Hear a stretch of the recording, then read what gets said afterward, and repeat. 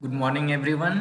This is Lalit Narayan Mato, and I am going to teach second law of thermodynamics for the BTech second year students.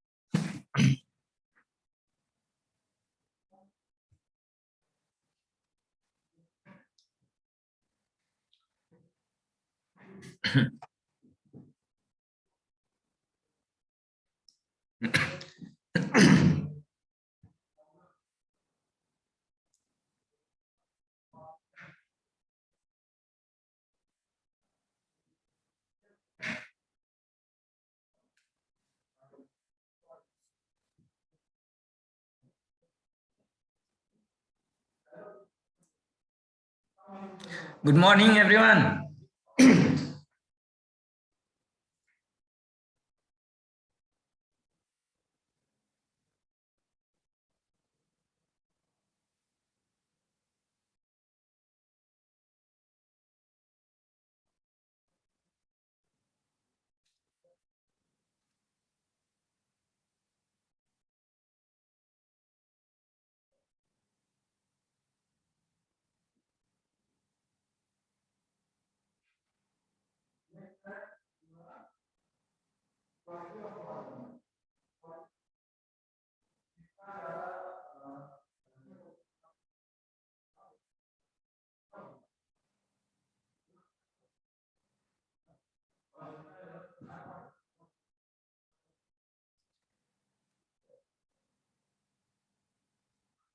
Okay, so Kunal Kumar.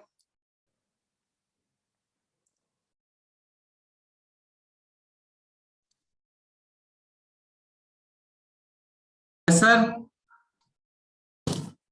So previous class क्या study किए थे, कुछ याद है? किस chapter में हम लोग खत्म किए थे? फर्स्ट लॉ ऑफ थर्मोडायनेमिक्स में बताए थे सर, उसका हीट एक्सचेंजर थ्रोटलिंग डिवाइस सब बता दिए थे। आज ये start. Okay, so that means जो हम लोग प्रीवियस डिस्कस किए थे first law to applied flow process था. Okay, so today we are going to discuss new chapter, and that is the second law of thermodynamics.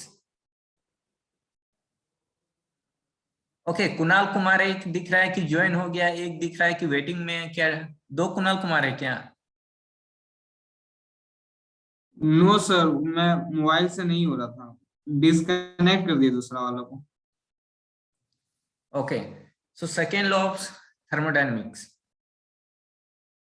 So second law of thermodynamics पढ़ने से पहले हम लोग को ये सोचना होगा कि सेकेंड लॉ ऑफ थर्मोडायनेमिक्स आया क्यों। Okay, so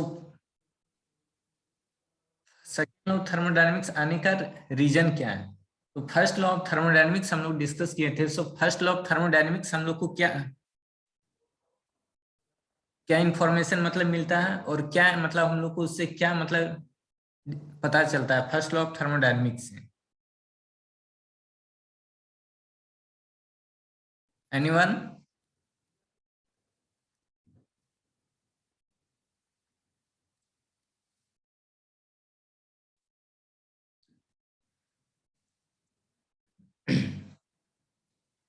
first law of thermodynamics.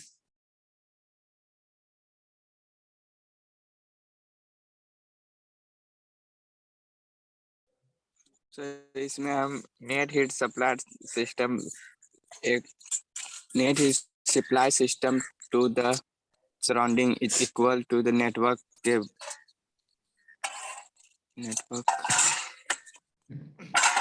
Network done by the system. ठीक है, so basically first law of thermodynamics है। ठीक है, इसको हम लोग जो कि basic law of conservation of energy से भी जानते हैं। ठीक है, बेसिकली जो फर्स्ट लॉ ऑफ थर्मोडायनेमिक्स हम लोग को क्या बतला रहा है, एक क्वांटिटेटिव रिलेशनशिप। ओके, किसके किसके बीच रिलेशनशिप, हीट एंड वर्क के बीच। ओके,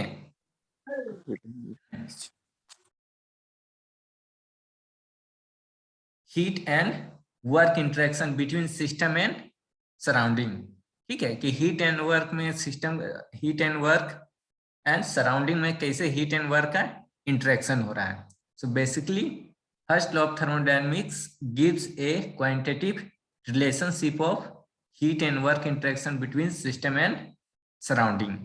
ठीक है, so if the system undergoes a thermodynamic process or a cycle. ठीक है, however, लेकिन जो इसके लिए हम लोग अब सेकेंड लॉ ऑफ थर्मोडायनेमिक्स में आया है, however it doesn't say whether the process or cycle in a particular direction would occur or not. ठीक है, कहने का मतलब है जो second first law of thermodynamics है वो हम लोग को ये नहीं बताता है कि डायरेक्शन ऑफ हीट किस ओर है। ठीक है, ओनली ये बताता है हीट एंड वर्क क्या क्या quantitative relationship between system and surrounding के बीच। ठीक है, however it doesn't say whether the process or the cycle in a particular direction would occur or not. ठीक है, फॉर एग्जांपल अगर मैं बात करूं स्पॉन्टेनियस प्रोसेस की, ठीक है, स्पॉन्टेनियस प्रोसेस क्या होता है, किन्हीं कोई बता सकते हैं? स्पॉन्टेनियस प्रोसेस,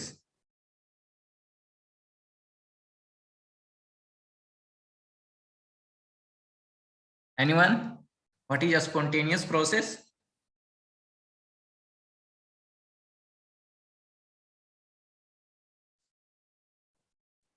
कुछ भी गलत सही, व्हाट इज स्पॉन्टेनियस प्रोसेस?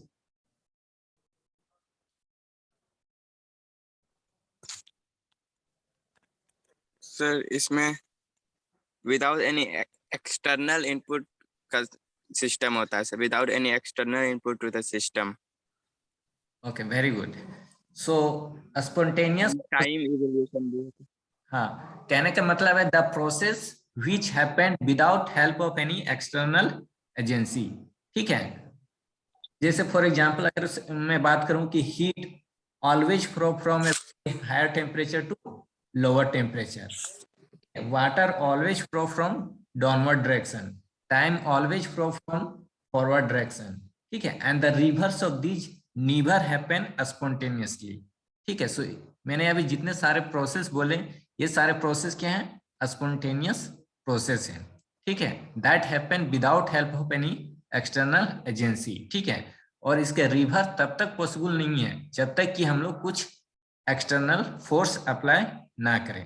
ठीक है, for example water always flow from downward direction, अगर आप चाहते हो कि रिवर्स डायरेक्शन में फोर्स करें तो फिर आपको एक्सटर्नल फोर्स अप्लाई करना पड़ेगा।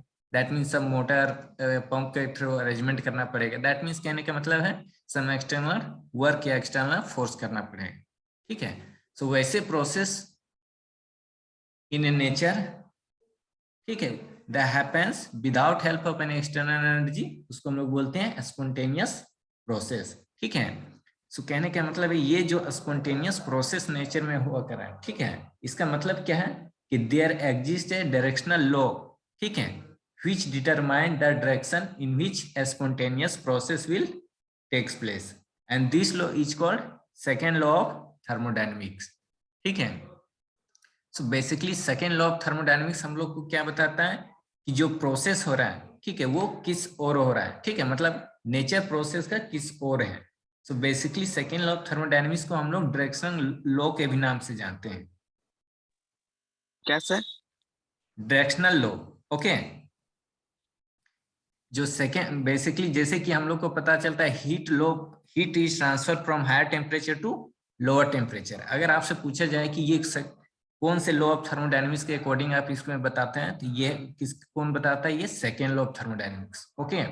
फर्स्ट लॉ ऑफ थर्मोडायनेमिक्स आपको ओनली बताता है relationship heat and work between system and surrounding में हीट का ट्रांसफर कैसे और रिलेशनशिप क्या है, only first law of thermodynamics explain करता है। बट अगर आप पूछे कि एनर्जी का ट्रांसफर कैसे हो रहा है, ये कौन सा लॉ बताता है थर्मोडायनेमिक्स का, तो वो है सेकेंड लॉ, ओके। इसीलिए सेकेंड लॉ को हम लोग बोलते हैं डायरेक्शनल लॉ, ओके।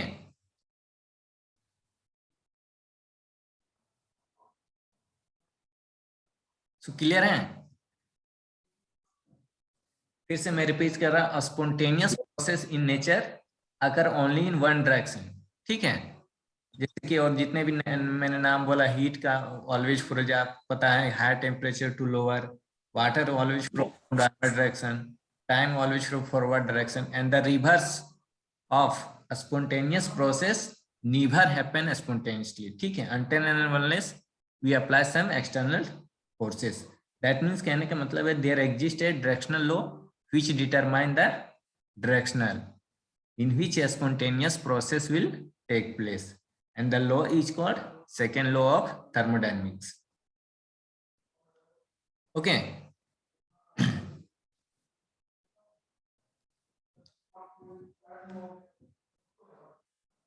ना अभी यहाँ पे हम लोग प्रीवियस में देखे थे क्या,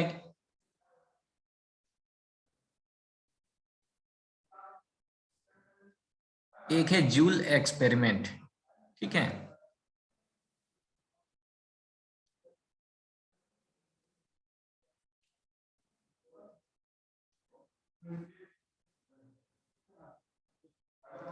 फर्स्ट लॉ ऑफ थर्मोडायनेमिक्स में हम लोग जूल्स लॉ डिस्कस किए थे।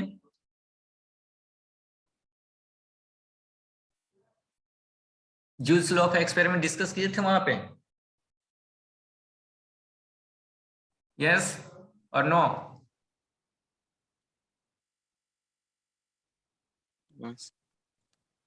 क्या था, कोई बता सकते हो?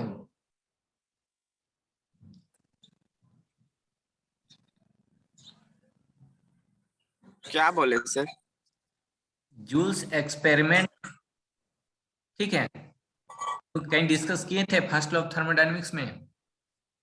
Yes sir. बता सकते हो एक्सपेरिमेंट क्या था?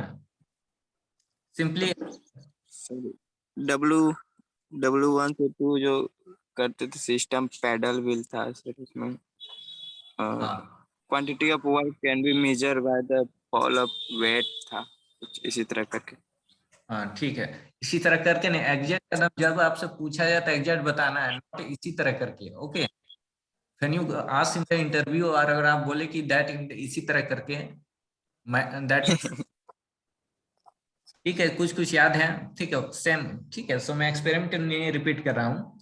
सो जस्ट यहाँ पे बोल रहा हूँ कि जो एनर्जी है, ठीक है, वो दो टाइप्स है। दो टाइप्स कहने का मतलब एक हाई ग्रेड ऑफ एनर्जी होता है, एक लो ग्रेड ऑफ एनर्जी होता है। तो कहने का मतलब क्या है, एक्सपेरिमेंट सेम वही चीज है, एक्सपेरिमेंट कुछ नहीं है, पैडल व्हील जो था वही है। सो जूल्स एमएसटी डिवोट क्या डेमोंस्ट्रेट करता है, the energy when supplied to system in the form of work can completely converted into heat, ठीक है। हम लोग क्या करते थे वहां पे, एनर्जी हम लोग देते थे in terms of, paddle wheel को ऊपर नीचे करते थे एनर्जी, और वो कन्वर्ट होता था इन टर्म्स ऑफ हीट, जो कि हम लोग को किस में नजर आता था, वाटर का टेम्परेचर इंक्रीज होने में। दैट मीन्स कहने का मतलब क्या है कि work can be completely converted into heat. ठीक है, फिर से मैं लिख रहा हूं यहाँ पे एक बार, work can be completely converted into heat। Okay, now अब मैं आपसे ये जानना चाहूंगा, क्या इसका अपोजिट फिजिबल है?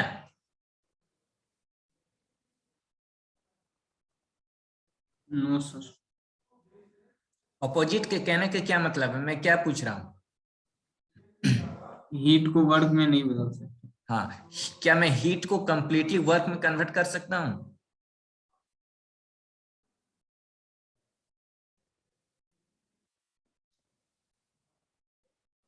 Yes, anyone answer? No sir. No. Okay, so work can be completely converted into heat, ठीक है, but heat cannot be completely converted into work। Okay, so heat and work are not completely interchangeable forms of energy। ठीक है, याद रखना है। Work को हम लोग क्या कर सकते हैं, कंप्लीटली हीट में कन्वर्ट कर सकते हैं, बट हीट को हम लोग वर्क में कंप्लीटली कन्वर्ट नहीं कर सकते हैं। ओके, दैट्स व्हाई यहाँ पे मैं लिख दे रहा हूँ, नोटेशन में लिख रहा हूँ, ध्यान से दोगे, लैंग्वेज वर्क, ठीक है, can be completely converted into heat. ठीक है, इस तरह सिंबल देने का मतलब है कि वर्क को हम लोग कंप्लीटली हीट में कन्वर्ट कर रहे हैं, बट हीट को हम लोग वर्क में कंप्लीटली कन्वर्ट नहीं कर सकते हैं। ओके, इस तरह कन्वर्ट करने का मतलब है heat always greater than work. So इससे क्या मतलब है? इसका मतलब है कि work is said to be a high grade of energy. ठीक है, work is said to be a high grade of energy. ठीक है, and heat is a low grade of energy.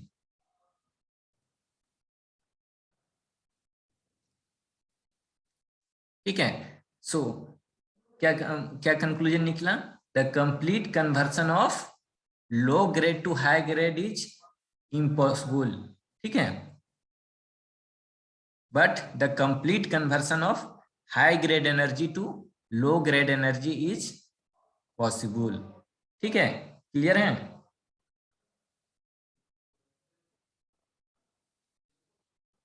Yes, फिर sir. से बोल दीजिएगा। ओके, फिर से मैं बोल दे रहा हूँ। सो फॉर मैं एग्जांपल दे रहा हूँ, ठीक है, एग्जांपल में दे रहा हूँ, सपोज कि ये आपका एक टेबल है। ओके, ये टेबल है और यहाँ पे एक डस्टर रखा हुआ है। ओके, सो ये इस पार्ट क्या होगा, फ्रिक्शन होगा। ये कॉन्टेक्ट सरफेस है तो, और मैकेनिक्स पढ़े होगे तो यहाँ पे क्या होगा, फ्रिक्शन होगा। यस,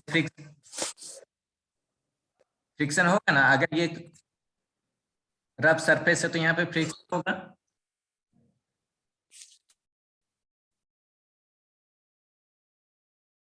हो गया या नहीं जी? कोई आंसर नहीं दे रहे हो? सर जब लिख रहे हैं ना सर, उसका थोड़ा देर बाद यहाँ दिखाई देता है।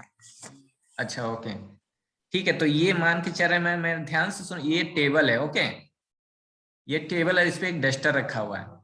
ठीक है, और ये इसका कॉन्टेक्ट सरफेस है। ओके, सो यहाँ पे इसका फ्रिक्शन होगा।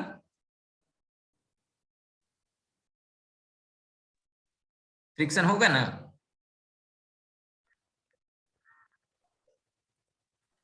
Yes sir. ठीक है, अब मैं क्या कर रहा हूँ, इस डस्टर को इधर पुश करूंगा, मतलब वर्क करूंगा।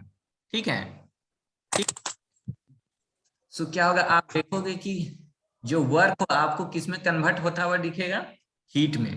ठीक है, वर्क को जो भी हम लोग लिखेंगे एफ इक्वल टू या work equal to mu N, जो भी लिखते हैं। ठीक है, कहने का मतलब है जब हम वर्क ये करेंगे तो मेरा जो रिजल्ट होगा वो किस में दिखाई देगा, हीट में। ठीक है, मतलब फ्रिक्शन फॉर्म में। कहने का मतलब वर्क को हम लोग हीट में कंप्लीटली कन्वर्ट कर सकते हैं।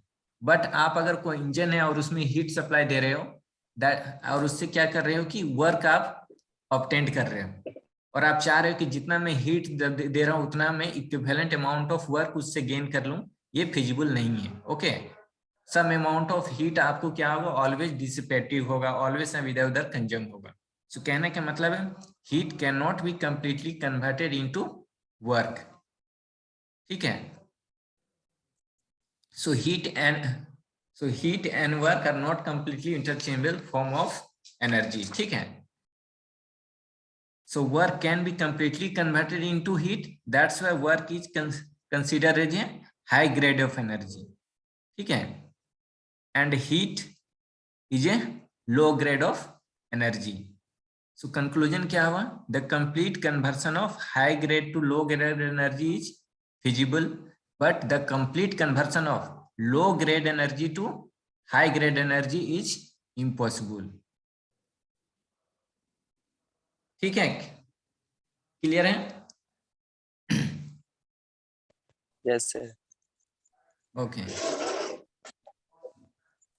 अब स्टार्ट होता है मेन चैप्टर। ठीक है, और याद रखना सेकेंड लॉ ऑफ थर्मोडायनेमिक्स, ये थर्मोडायनेमिक्स का मैक्सिमम यहाँ से मैक्सिमम क्वेश्चन कवर होता है। ठीक है, ये बहुत ही थर्मोडायनेमिक्स का क्या बोलो इंपॉर्टेंट पार्ट्स है, और इससे हमेशा ही मैक्सिमम क्वेश्चन कवर होता है। Energy reservoir, energy reservoir,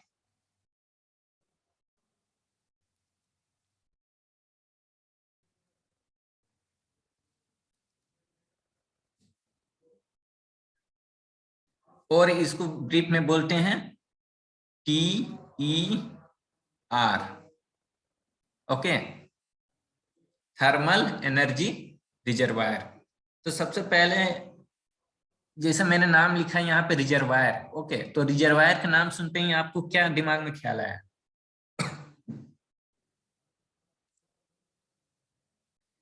mind में क्या है रिजर्वायर के? जैसे ही मैंने नाम बोला आपको माइंड में क्या है? Reserve means reserve. एनीवन और?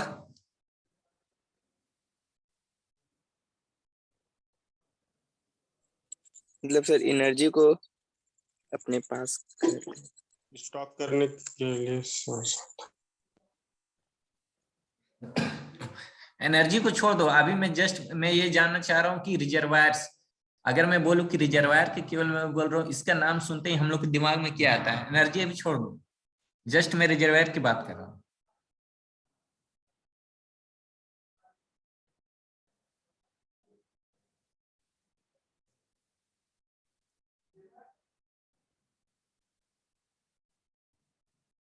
सर स्टोर करके रख देना। स्टोर करके रख देना। ओके,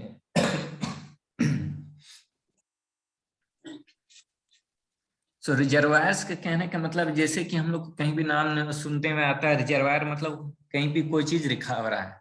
ठीक है, स्टोर करके रखा हुआ है। जैसे कि हम लोग जैसे वाटर डैम, वो डैम एक किस चीज का रिजर्वायर है?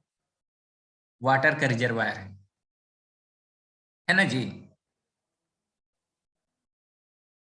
Yes sir. सो वैसे ही हम लोग यहाँ पे जो बात करेंगे, हम लोग वाटर रिजर्वायर की नहीं बात कर रहे हैं, हम लोग एनर्जी रिजर्वायर का बात करेंगे। और एनर्जी यहाँ पे टी लगा हुआ है, थर्मल एनर्जी रिजर्वायर।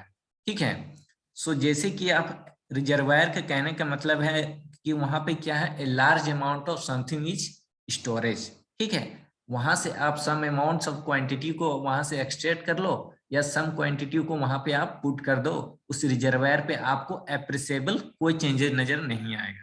ठीक है, सपोज कि डैम का अगर बात करें, डैम से आप थोड़ा बहुत 10 लीटर 20 लीटर 50 लीटर पानी खींच लेते हो, और उतना थोड़ा सा 10-20 लीटर दे भी देते हो, तो क्या डैम में कुछ आपको एप्रिसिएबल चेंजेस नजर आएंगे?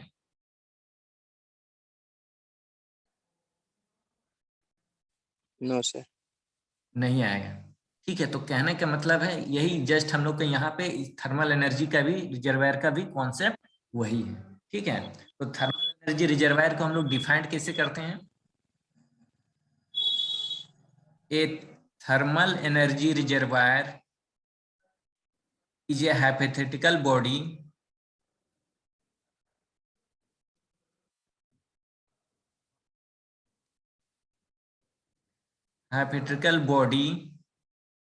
of infinite heat capacity,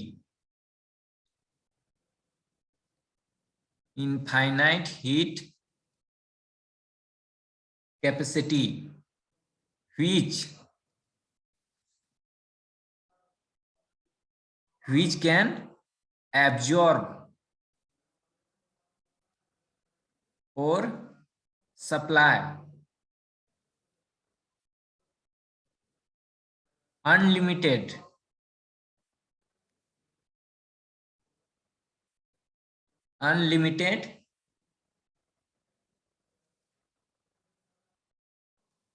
quantity of heat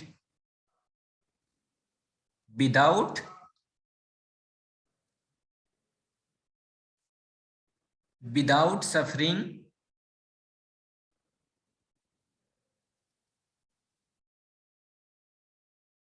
appreciable changes in its temperature.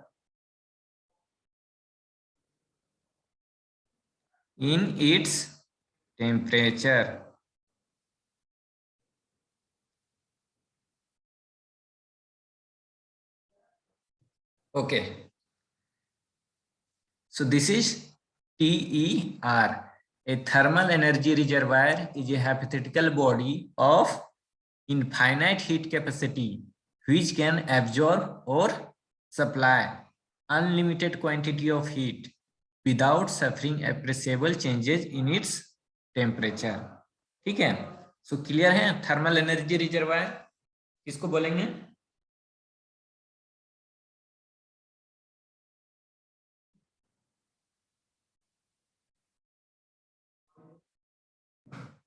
Yes,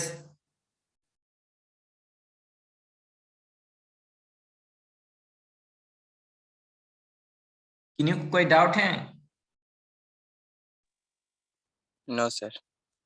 okay, सो आप यहाँ पे देख रहे हो, यहाँ पे दो टर्म लिखा हुआ है, ठीक है, एब्जॉर्ब और सप्लाई, ठीक है।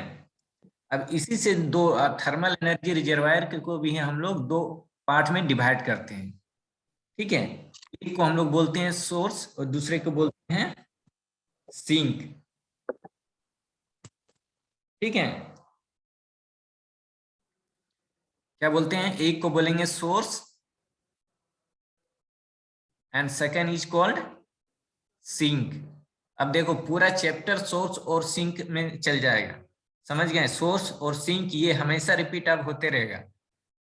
अब बताओ कि सोर्स किसको बोलेंगे और सिंक किसको बोलेंगे?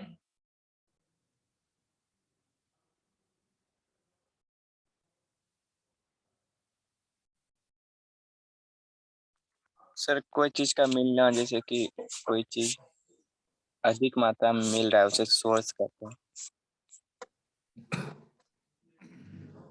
ओके, और कोई? एनीवन? और सिंक?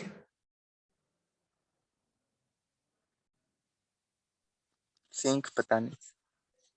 सिंक जहाँ से सप्लाई आता है, जहां से सप्लाई आता है उसको सिंक बोलेंगे। बोलो नहीं गलत? सर, मतलब सोर्स जहाँ से सप्लाई आता है। ओके, जहां से सप्लाई आता है उसको सोर्स बोलेंगे। Okay, and sink? जहाँ से खत्म होता है वहाँ सिंक। Sink, okay. तो जैसा मैंने यहाँ पे लिखा है, अंडरलाइन किया था दो टर्म, एब्जॉर्ब और सप्लाई। ओके, ध्यान से देखो, इसी टर्म में दोनों छिपा हुआ है, मतलब इसी डेफिनेशन में दोनों सोर्स और सिंक, ठीक है। सो बेसिकली ए टीआर क्या है कि इनफाइनाइट हीट कैपेसिटी का एक मतलब हीट कैपेसिटी का कोई बॉडी है जो या तो सप्लाई कर सकता है या एब्जॉर्ब कर सकता है any quantity of heat without suffering appreciable in its change temperature, ठीक है। तो जो बॉडी यानी जो थर्मल एनर्जी रिजर्वायर सप्लाई करेगा unlimited quantity of heat without changes in its temperature, उसको हम लोग बोलेंगे सोर्स। और जो थर्मल एनर्जी रिजर्वायर एब्जॉर्ब करेगा unlimited quantity of heat without changes in its temperature, ठीक है, उसको हम लोग क्या बोलेंगे, सिंक। क्लियर है?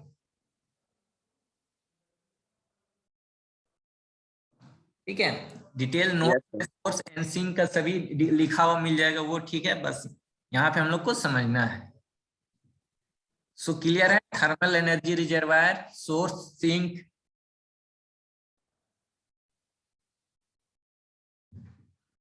Yes, sir. ओके, अब हम लोग आते हैं हीट इंजन।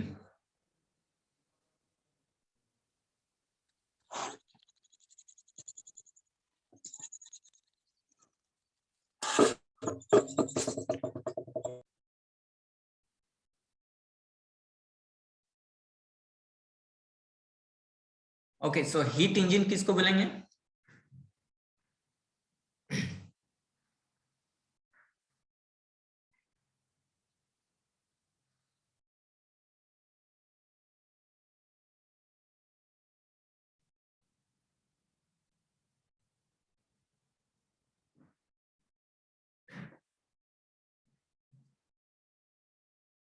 यस, सर जो हीट हीट को मैकेनिकल एनर्जी में बदल दे, हीट एनर्जी को मैकेनिकल एनर्जी में बदल दे, ओके, उसे कह सकते। मैकेनिकल वर्क के लिए इसका यूज। मैकेनिकल वर्क के लिए, ठीक है।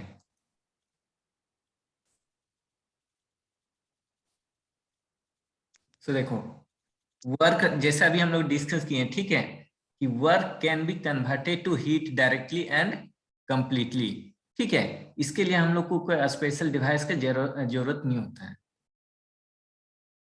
ठीक है। सिंपली जैसे अभी मैंने डस्टर लिखा, उसको कर दूंगा तो उससे क्या होगा, हीट जनरेट हो जाएगा, ठीक है। अगर कोई स्टोन है उसको आप इस तरह से रगड़ोगे रोड पे तो पता चलेगा हीट जनरेट हो जाएगा, ठीक है। दैट मीन्स क्या है कि हम लोग वर्क कर रहे हैं और उसका इफेक्ट हमको किस में दिखाई दे रहा है, as a heat.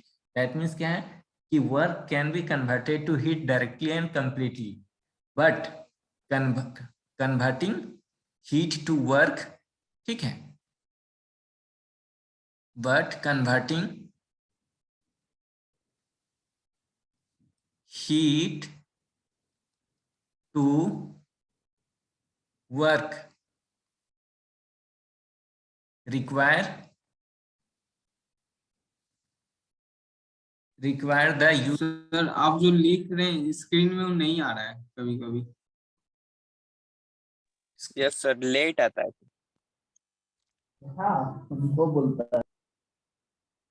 Okay, require the use of a special device, and those devices are called heat engine।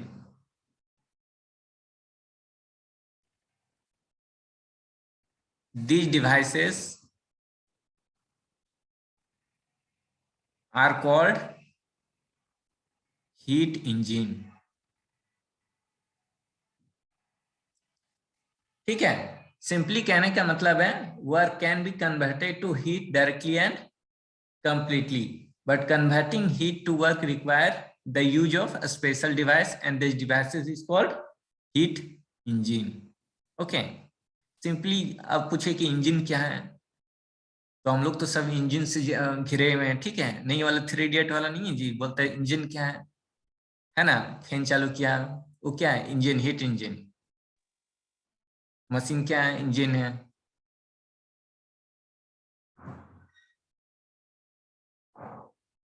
ना अब है कि बेसिकली हीट इंजन वर्क कैसे करता है।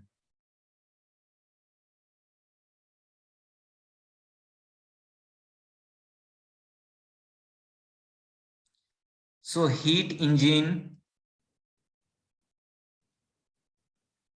usually involve a substance,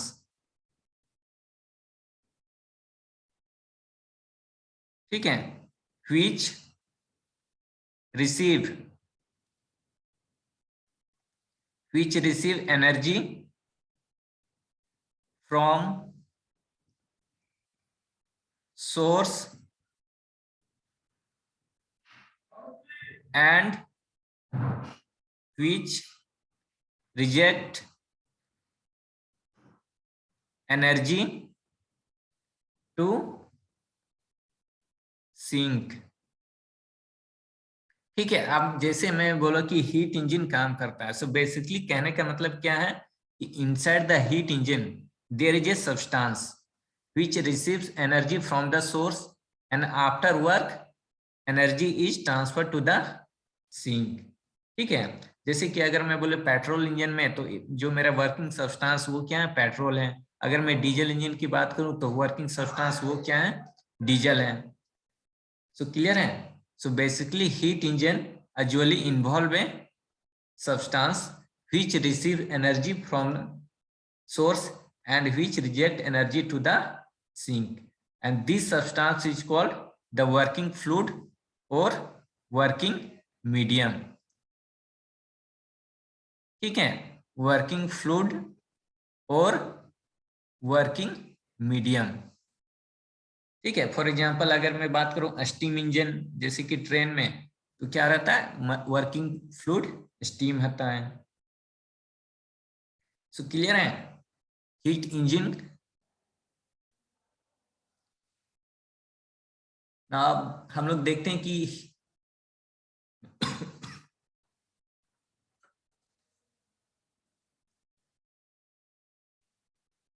okay, time कम बचा हुआ है।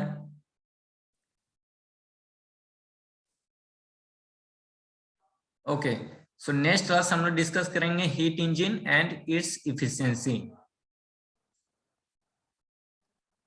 हीट इंजन, सर नीचे जो बताए सर, इस बार इसको एक बार फिर से रिपीट कर दीजिए, तो हम सुन नहीं पाए अच्छे से। ओके, सो अगर मैं बोलूं कि जैसे कि हीट इंजन, क्लियर है, हीट इंजन क्या है? Yes sir. ठीक है, okay. So basically heat engine काम करता है, तो हीट इंजन क्या काम करता है, इंजन का काम करने कहने का मतलब क्या है कि basically inside the heat engine, okay, involve है सब्सटेंस। ठीक है, इनसाइड द हीट इंजन क्या रहता है, यूजुअली इन्वॉल्व है substance which receive energy from the source and after completion of work some amount of energy reject to the sink. ठीक है, for example अगर मैं बात करूं डिफरेंट इंजन के लिए, फॉर एग्जांपल पेट्रोल इंजन के लिए तो वर्किंग सब्सटेंस क्या है, पेट्रोल है। डीजल इंजन के लिए वर्किंग सब्सटेंस क्या है, डीजल है। स्टीम इंजन के लिए वर्किंग सब्सटेंस स्टीम है। ठीक है, सो ये सब्सटेंस क्या करता है और वर्किंग फ्लूइड क्या करता है, सम अमाउंट ऑफ हीट कहां से लेता है, सोर्स से, and after completion of work some amount of energy again is transfer to the sink. ठीक है, वो कैसे हम लोग अभी फिर से इसका डिटेल नेक्स्ट क्लास में देखेंगे। सो heat engine and it's efficiency, next class हम लोग का ये टॉपिक है।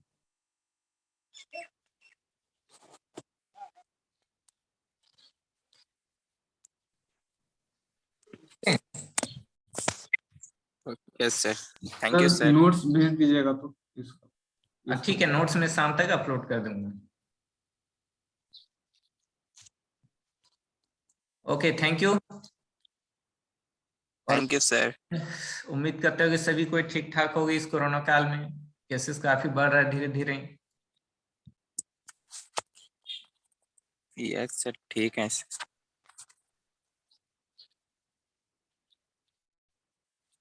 ओके, अटेंडेंस आप लोग गूगल क्लासरूम में ही पुट करेंगे।